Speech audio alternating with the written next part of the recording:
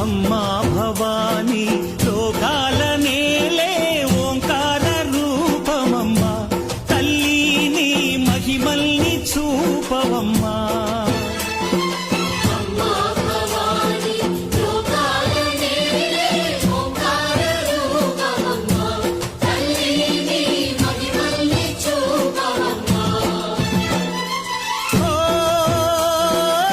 సృష్టికే దీపమా, శక్తికే మూలమా, సింహరథమే నీదమ్మా.